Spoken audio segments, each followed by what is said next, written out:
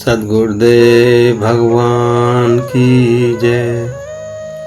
भगवान श्री कृष्ण अर्जुन को कर्तव्य और आत्म स्वरूप के बारे में समझाते हुए कहते हैं, यदि तू युद्ध में मारा जाता है तो स्वर्ग की प्राप्ति होगी, और यदि विजय प्राप्त करता है तो पृथ्वी का राज्य सुख भोगेगा। अतः अपने निश्चय को दृढ़ करके अपने कर्तव्य का पालन करने के लिए खड़ा होना चाहिए। हतो वा प्रापस्यसि स्वर्गम जित्वा वा भोक्ष्यसि महीम तस्मादुत्तिष्ठ कौन्तेय युद्धाय कृत निश्चय। हतो वा का अर्थ केवल देह नाश है, न कि आत्मनाश।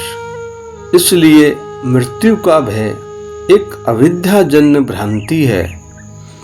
मृत्यु वास्तविक अर्थ में अस्तित्व का अंत नहीं है, सिर्फ एक रूपांतरण है।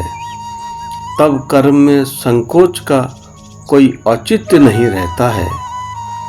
स्वर्ग कोई भौतिक स्थान नहीं, बल्कि कर्म फल के रूप में उच्चतर चेतना अवस्था का प्रतीक है।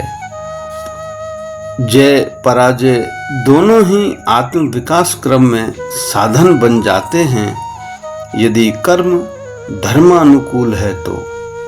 अतः कर्म का मूल्य उसके परिणामों में नहीं, उसके धर्मानुकूल होने में है।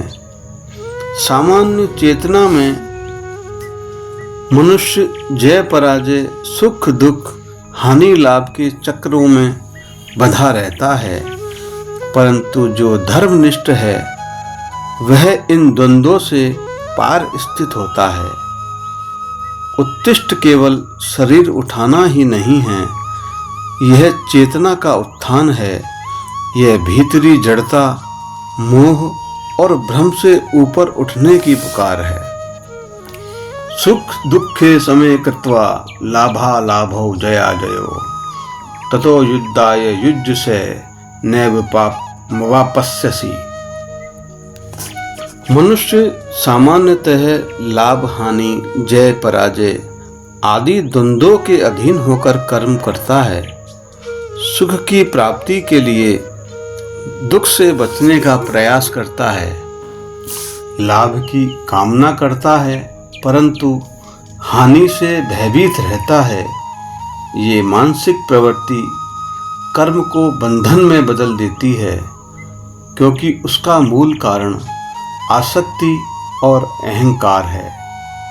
समत्व का अर्थ ये नहीं कि मनुष्य संवेदनशील हो जाए या अनुभवों से उदासीन हो जाए। इसका अर्थ है भीतर ऐसी स्थिर चेतना का विकास जो बाहरी परिस्थितियों के उतार चढ़ाव से विचलित न हो। जब व्यक्ति अपनी पहचान शरीर, मन और सामाजिक उपलब्धियों से जोड़ता है, तब उसे सुख दुख प्रभावित करते हैं, परंतु जब वह अपने को नित्य आत्मा के रूप में जानता है, तब ये द्वंद्व केवल अनुभव मात्र रह जाते हैं। यहाँ पाप का अर्थ धार्मिक अपराध नहीं है। यहाँ पाप मानसिक विक्षेप और आत्मिक बंधन है। जब कर्म फल की आकांक्षा से किया जाता है, तब उसमें लोभ, भय और अहंकार सम्मिलित हो जाते हैं। यही मन की अशुद्धि है जो कर्म को बंधन में परिवर्तित करती है। परंतु यदि कर्म समभाव से धर्मानुकूल कर्तव्य के रूप में किया जाए तो वह शुद्ध हो जाता है। उस स्थिति में कर्म का फल जो भी हो, कर्म कर्ता आंतरिक रूप से मुक्त रहता है। भीतर की शांत, संतुलित और अचल चेतना ही वास्तविक योग है। योगस्थ होकर किया गया कर्म न केवल नैतिक रूप से शुद्ध करता है, बल्कि आध्यात्मिक उन्नति का भी साधन बनता है। शेष अगले भाग में। जय श्री कृष्ण।